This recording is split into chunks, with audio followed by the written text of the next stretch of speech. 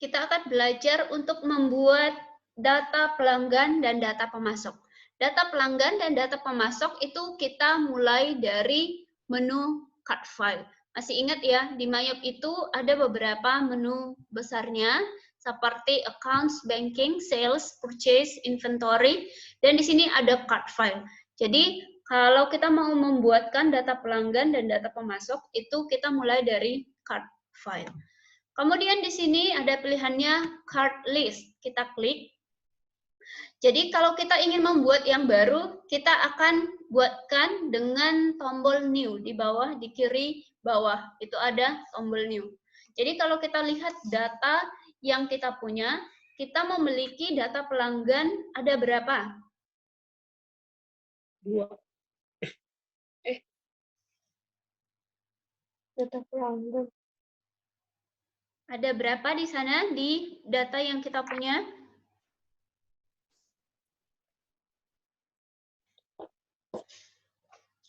3. Ada 3 ditambah 1 untuk pelanggan tunai ya. Maka yang pertama, siapa data pelanggannya? Setie Uniba. Oke, Setie Uniba. Jadi saya tadi sudah coba buatkan Setie Uniba, ini sudah diisikan beserta alamatnya. Kemudian tadi saya sudah sempat buatkan juga daftar saldonya. Berapa di situ saldo awalnya untuk Setie Uniba? 4 juta. 4 juta. Nah, jadi ini sudah saya isikan. Kemudian yang kedua, kita memiliki pelanggan namanya siapa?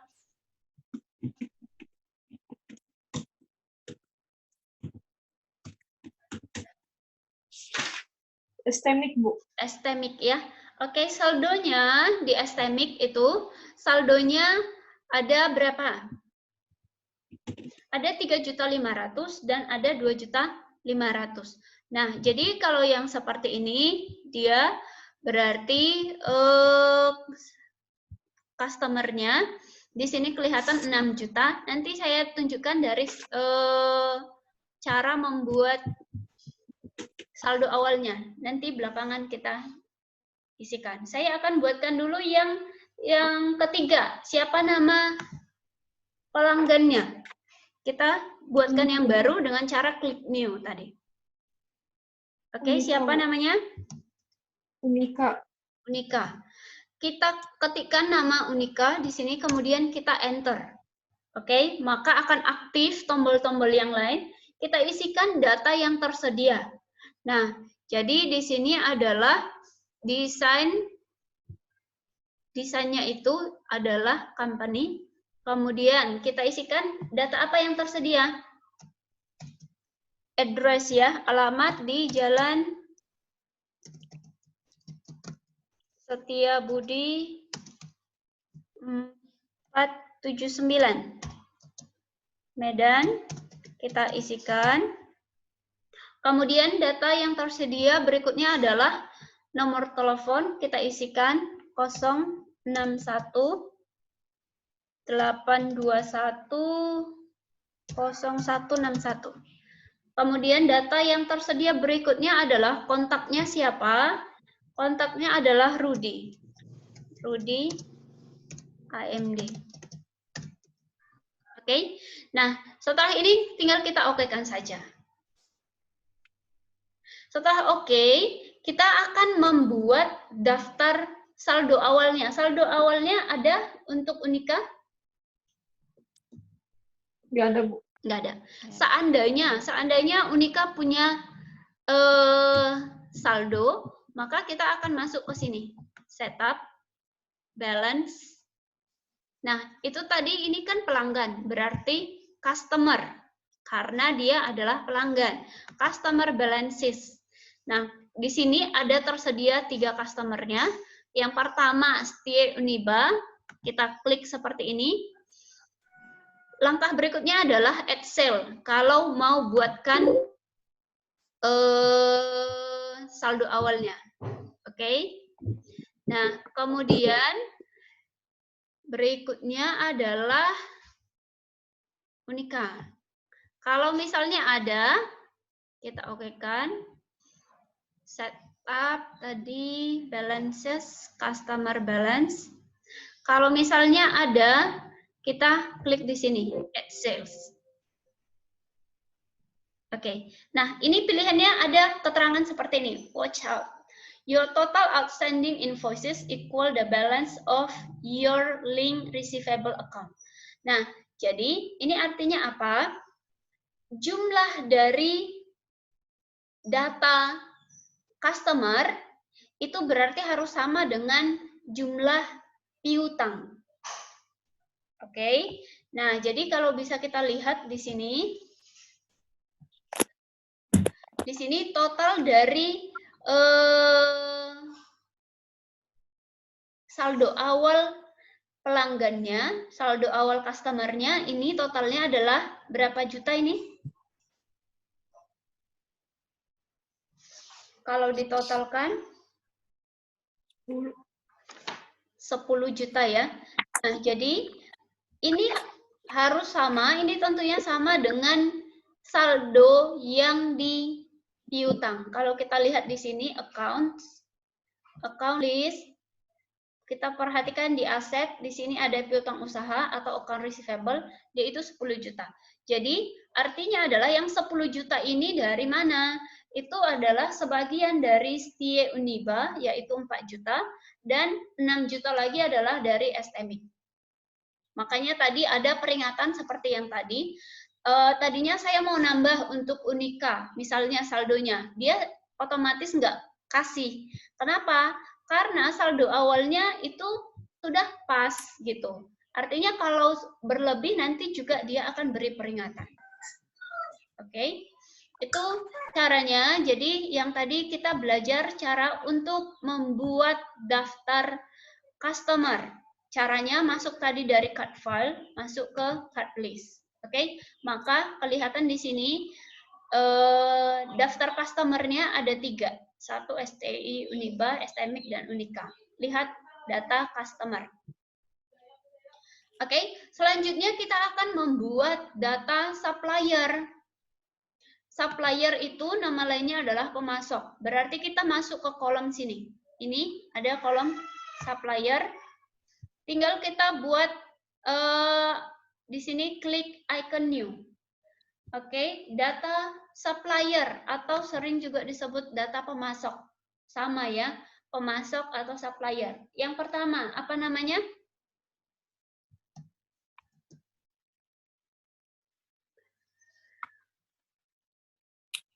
Toko Yosa. Oke, ini adalah Toko Yosa.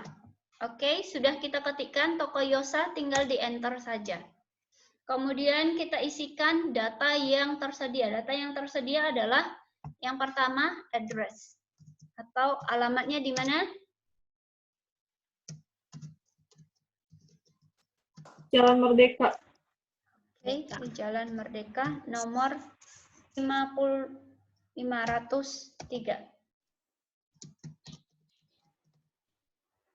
Kemudian kontaknya adalah Sutanti.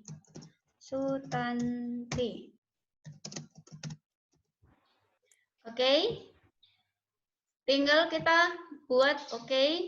Selanjutnya yang supplier kedua itu namanya adalah siapa? Dino. Dino. Oke, alamatnya ada di Saya hadir, Bu.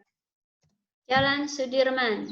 Oke, nomor 501. Nah, dan kontak listnya siapa? Tino. SSI. Oke. Kemudian kita okekan. Kita buat yang terakhir. Namanya adalah siapa? Toko Mariawan. Kita enter. Kemudian tombol yang lain akan aktif. Dia berada di Jalan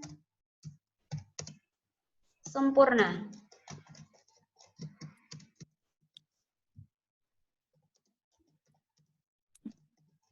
Oke, kontaknya siapa? Ahmad. Ahmad SE ya. Oke, nah jadi sudah selesai dibuatkan nama, oh masih ada satu lagi namanya supplier tunai.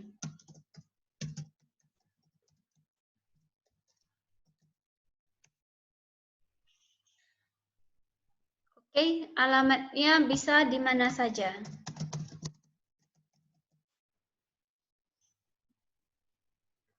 Kontaknya kepada si One. Ya, ini satu jurusan dengan kalian, Eskom. Kemudian berikutnya kita akan membuat saldo awalnya. Jadi di situ kan ada toko Yosa punya saldo awal 4.500.000, Udedino dan seterusnya. Kita akan membuatnya masuk ke menu setup di atas. Kemudian masuk ke balance. Karena tadi ini adalah pemasok, berarti supplier balance. Jadi kamu harus ngerti pilihannya. Ini kita sedang pemasok, maka supplier balance yang diklik. Maka dia akan tunjukkan supplier itu. Kita mulai dari toko Yosa. Ada berapa toko Yosa? Kita klik tanda panahnya, akan tampil seperti ini. Kemudian add purchase. Kita enter saja PT Yosa. PO number-nya dibiarkan saja, date-nya. Karena ini adalah saldo awal, kita membuat perusahaan 1 Januari 2017, maka ini juga akan kita mulai dari 1 Januari 2017. Itu saldo awalnya, di date-nya. Oke. Supplier invoice-nya itu ada TY1. Kemudian namanya adalah saldo awal. Siapa ini? Toko Yosa. Oke. Kemudian di sini kita isikan saldo awalnya. Saldo awalnya berapa? 4.500.000. 4.500.000. Tidak usah menuliskan rupiah dan tanda titik, langsung saja. Oke. Setelah itu kita klik record.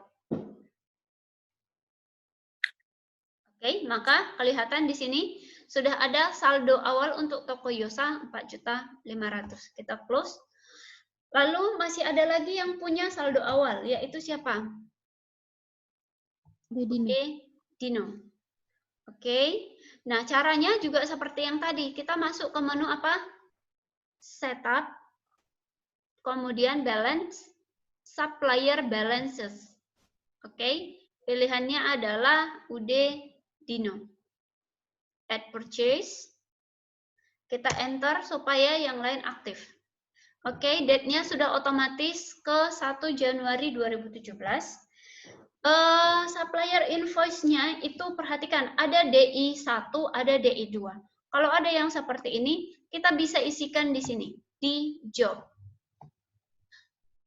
Oke, nah caranya kita klik, karena di sini tidak ada DI1 ataupun DI2, kita klik new. Oke, maka kita buat DI1. Oke, di enter, tinggal di oke-kan saja. Kemudian kita tambah satu lagi. Kita buat lagi new, ini adalah DI2. Kemudian kita enter, di oke-kan. Nah, jadi kalau sudah seperti ini, maka kita bisa isikan. Kita isikan yang pertama. Untuk yang pertama adalah DI1. Ini saldo awal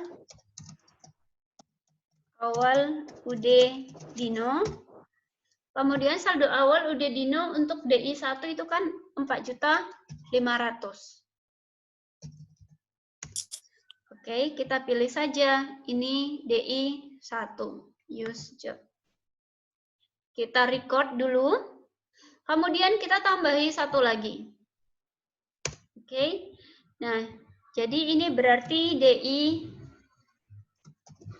2. Namanya saldo awal UD Dino.